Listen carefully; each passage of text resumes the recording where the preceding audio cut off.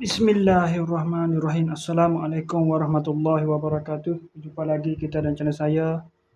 Masih hari sama juga, iaitu hari Khamis, 2 hari bulan Julai 2026 Masihi, bersama dengan 16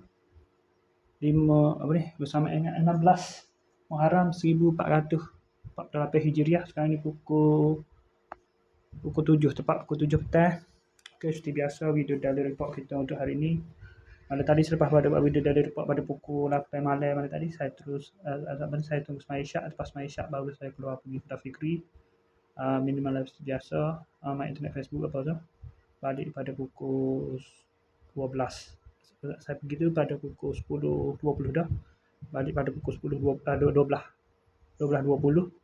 Tidur pada pukul 2.30 pagi, bangun pada pukul 6.50 pagi, bangun terus mandi, sembahyang subuh, dah pergi ke Fikri, minum pagi seperti biasa lah. Saya sebelum tu saya pergi ambil tayar lama dibersihkan buruk lama mak saya tu, untuk diganti dia dengan bersihkan baru. Alhamdulillah, pun masuk angin balik, lepas tu kerah lagi sepakai ni, masih simpan angin, hanya tahan lagi lah tayar dengan tip tu, tahan lagi. Lepas tu nak pasang kan, mungkin tayar saya pun bocor, tayar bersihkan saya pun bocor. Kalau saya bocor marin kan, walaupun itu bocor marin, lepas tu saya pun terus bawa brake disc saja. Brake disc ada kat buat brake tu, ada di rem tu ada brake. Ada brake yang bulat cakra tu, maknanya secara teknikal tu panggil brake disc juga lah. Kalau besi basikal brake disc ada juga di basikal tu. Saya pun terus pergi ke Kedai Mirah tu.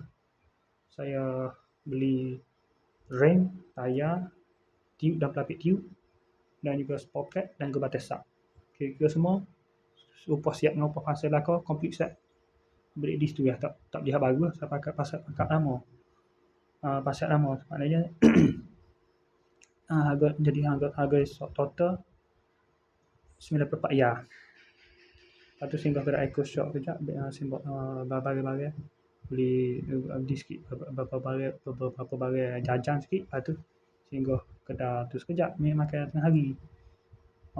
Nasi kat ayah saya singgah ada boleh tu. Lepas dah singgah kedai Fikri, lepas dah minum kedai Fikri tu, pukul 10 tu singgah situ pula nasi ayah, nasi viral merah tu merah kat ayah tu pasal tu. 10.45 saya baru settle pergi ke Kedai Mirah tu. Pergi ke JT, singgah pergi ke kedai basikal Mirah tu lah, Mirah Muni Trading tu. Lepas tu on the way balik tu jumpa dengan saya, kalau tolak dia tundang motor siapa kau ni, jadi awal lah balik. 2.30 tu siapa 2.20 siapa dah rumah, jadi makan 40 minit dah jalan ni on the way tu. Dia tak makan masa yang lama lah, artinya sejam lebih sampai rumah. Lepas tu saya pun terus mandi dah pukul 3 tu baru sembahyang Zuhur. Lepas tu tertidur sambil tunggu barang TikTok siapa tu, tertidur. Bang sedap-sedap pukul 5.40 barang TikTok siapa pada pukul 5.42. Sudah 5.40 barang TikTok siapa 5.42. Lepas tu pick up barang tu, lepas tu buat review video tadi.